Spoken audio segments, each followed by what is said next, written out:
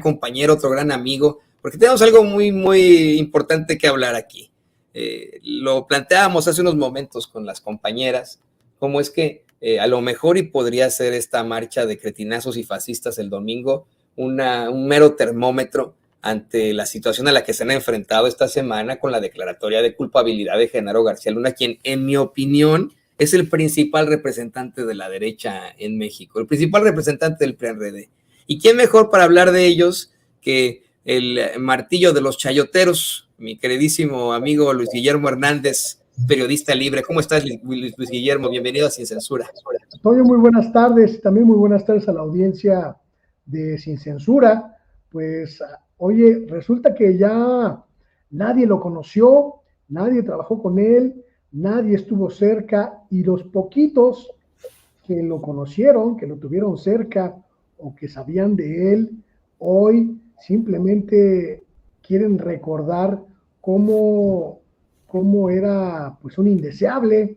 Ahora resulta, mi querido Toño, que Genaro García Luna no era el mandamás que traía a todos agarraditos de la cola para que obedecieran sus órdenes en el PAN, en el gobierno calderonista y en las instituciones de seguridad pública. Todos se deslindan, todos lo desconocen, todos hacen como que nunca estuvieron arrodillados frente a él. Imagínate cómo es este mundo de cambiante.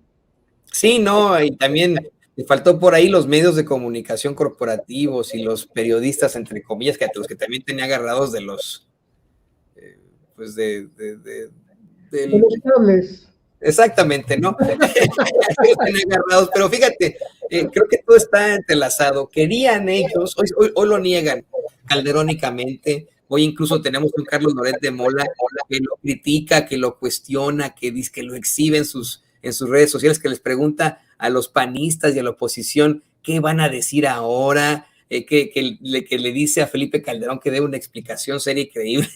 ¿No? Yo le digo, pues es lo mismo contigo, ¿no? Debes una explicación seria y creíble. ¿Qué le vas a decir tú ahora a la gente? Tú que encumbraste, como bien dices, a Genaro García Luna. Todo está entrelazado con lo que ocurre hoy políticamente. Querían poner a Genaro García Luna como candidato. Y ni siquiera a una gubernatura, a una alcaldía, no. Directamente lo querían poner como candidato a la presidencia por la derecha, quien quiera que se hubiera dejado en este momento, creo que hubiera sido en todo caso el PAN, ¿no? Pero creo que va entrelazado con el tema que estamos viviendo hoy en día en el Estado de México, querido Luis Guillermo. Así como tú, yo me he dado cuenta de una campaña de lo más desagradable en redes sociales en contra de la maestra Delfina Gómez.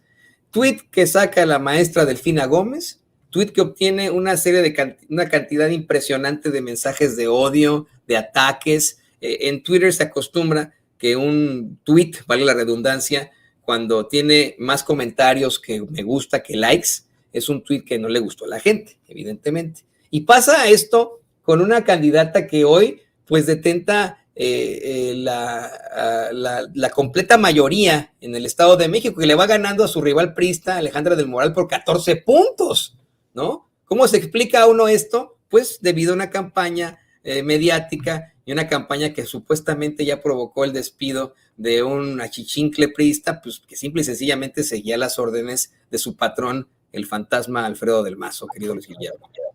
La que vamos a atestiguar en las próximas semanas, Toño, es quizá una de las guerras electorales más sucias que hayamos visto, incluso superior a la de 2018, a la presidencial de 2018, porque está en juego el último bastión del priismo y del panismo en el país, y el más poderoso, que es el Estado de México, la entidad que tiene la mayor cantidad de electores nominales en el país, la entidad que posee el mayor número de fuerzas electorales y el mayor poder, la mayor carga política electoral del país.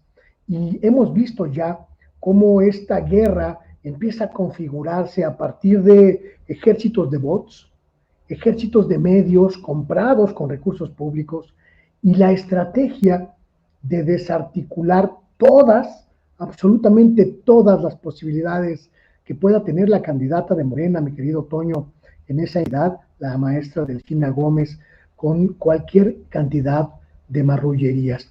Apenas hace unos días, el coordinador de campaña de Delfina Gómez, Horacio Duarte, reveló que desde las estructuras del poder estatal, desde las estructuras oficiales, formales del gobierno de Alfredo del Mazo, se había creado toda una red mediática que incluye periódicos, revistas, portales digitales e incluso portales digitales fantasma que fueron creados con recursos públicos desde la Dirección de Comunicación Social, desde la Coordinación de Comunicación Social del gobierno de Alfredo del Mazo. El vocero, ex vocero ahora de Alfredo del Mazo, Jorge Alberto Pérez Zamudio, a quien veíamos hace unos minutos en la pantalla, este sujeto que aparece en estos momentos en la pantalla, fue el encargado de crear toda una estructura mediática que hoy está siendo utilizada para golpear a la maestra Delfina Gómez. Descubrieron que desde la oficina de este sujeto, un funcionario de la estructura directa de mando de Alfredo del Mazo, se vertían comunicados, se vertían versiones, notas informativas, incluso cabezas informativas para golpear a Delfina Gómez, acusarla de desvío de recursos, de cuentas poco claras en la Secretaría de Educación Pública, de un pasado oscuro, de utilización de recursos públicos y desvío de estos, todo con el afán de golpear, con el afán de debilitar su candidatura. La revelación que hizo Horacio Duarte fue tan puntual, tan certera, que obligó a Alfredo del Mazo a deshacerse, a sacrificar a su achichincle de comunicación a través, Toño, de un comunicado que sacaron a medianoche, sin membrete, y en el que solo explican que el gobierno de Del Mazo va a ser respetuoso de la democracia y que por eso, porque es respetuoso de la democracia, acepta la renuncia de su coordinador de comunicación social, este sujeto llamado Jorge Pérez Zamudio, un ex reportero de Reforma que está siendo investigado, Toño, imagínate nada más, porque en 4 años y medio que fungió como servidor público, pasó de pedir prestado a tener millones de pesos en cuentas bancarias, un sujeto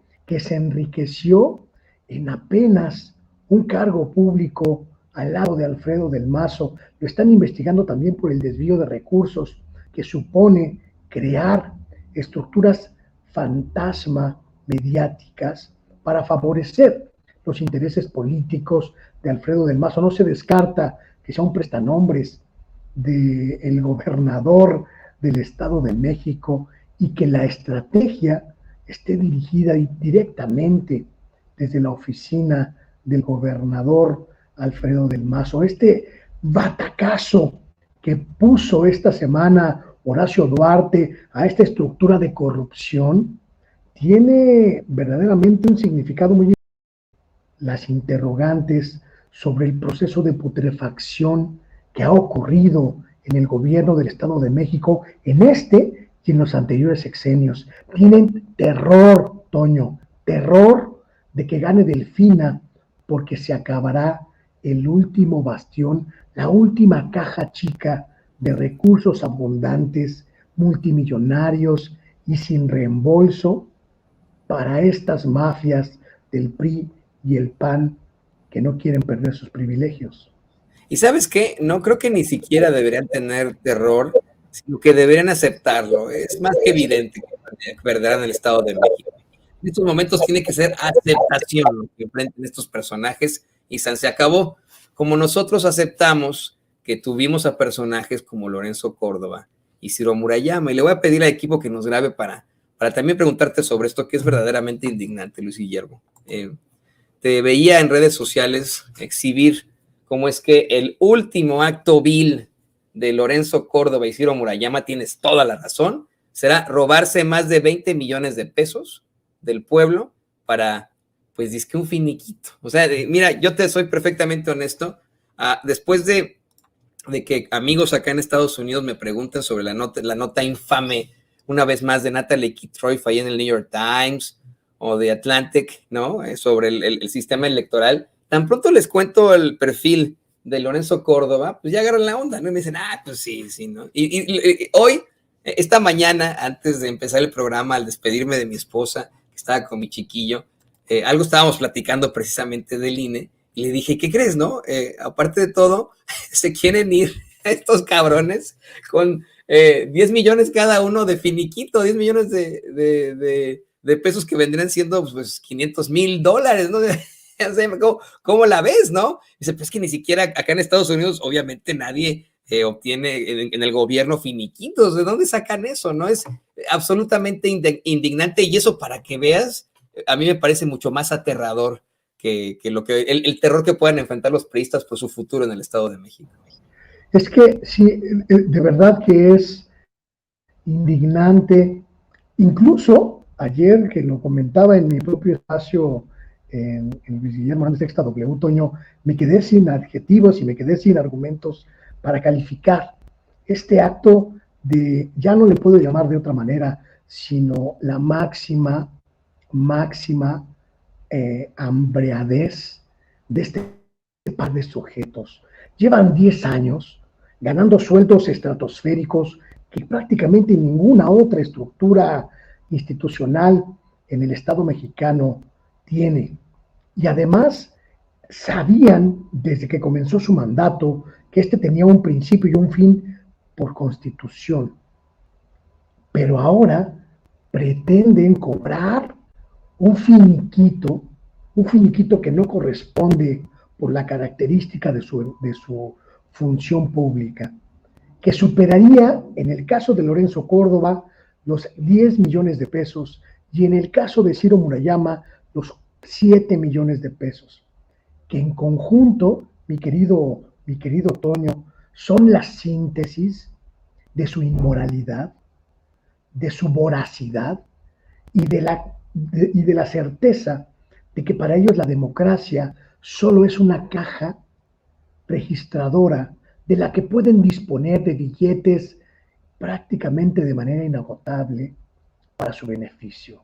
Esta estocada final que pretenden darle al recurso público del INE y al dinero del pueblo es completamente ilegal y completamente fuera de cualquier normatividad, porque ellos no son empleados del Instituto Nacional Electoral, ellos son consejeros que fueron designados por un periodo específico, lo cual no representa de ninguna manera un derecho laboral como tendría cualquier otra persona, pero tienen detrás a un asesor que hace todo este entramado de corrupción llamado Edmundo Jacobo, el secretario ejecutivo del Instituto Nacional Electoral, que desde hace 14 años es quien teje y desteje en cuestiones del INE. Y él es quien está preparando este último robo en despoblado a la institución que ellos destruyeron en cuanto a credibilidad, en cuanto a imparcialidad y en cuanto a merecimientos como institución pública encargada de los procesos electorales.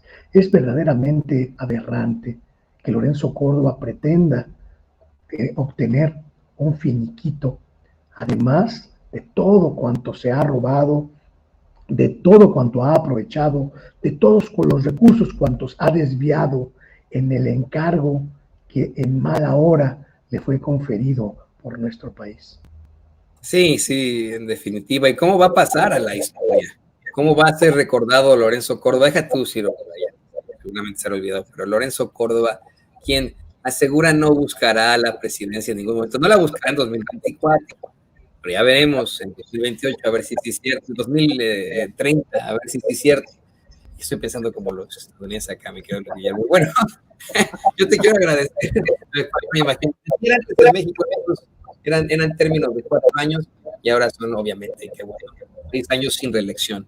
Querido Luis Guillermo, te quiero agradecer, como siempre, por haber sin censura y pues, expresarnos estas inquietudes, estas denuncias, que son siempre muy, muy fuertes para el público, que podemos compartirlas con todos aquí. por favor también compártenos tus redes sociales para que la gente te busque, te lea, esté muy, muy pendiente de cómo le pones una verdadera tranquiza a los chayoteros y, por supuesto, a este tipo de politiqueros. Muchísimas gracias, mi querido Toño. Pues no me queda más que agradecerte el espacio e invitar a la gente a que me siga en mis redes sociales, Luis G. Hernán y Sexta W en Twitter, y en mi espacio, en mi canal Luis Guillermo Hernández Sexta W, que transmite de lunes a viernes a las 9 de la noche a través de YouTube y Facebook, y también a través de la página sextaw.com.mx. Y si me permites, Toño, quiero invitar a la gente este domingo a que vaya a la marcha para defender al INE, principalmente porque va a haber tachas, va a haber piedras, va a haber mota, va a haber todo aquello que pero la van a cobrar.